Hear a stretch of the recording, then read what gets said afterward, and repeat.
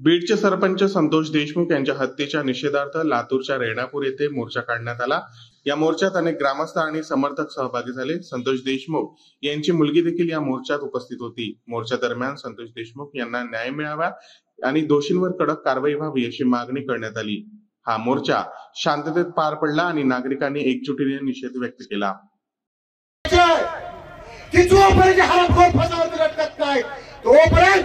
रेणापूर तालुक्यातील सकल मराठा समाजानं इतर जाती धर्मातील सर्वांना सोबत घेऊन हा उभा केलेला लढा थांबणार नाही किंवा मी थांबू देणार नाही अशी शपथ तुम्हाला मला घ्यायची आहे।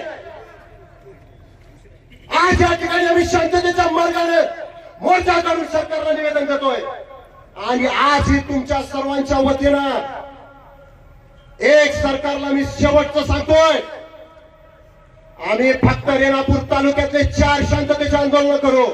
किती? 4। आणि आता तुम्ही सांगा, आतापर्यंत आपण ज्या मागण्या सरकारसोबत ठेवलेल्या आहेत एकही मागणी सरकारनं मान्य केली नाही। केली का? नाही।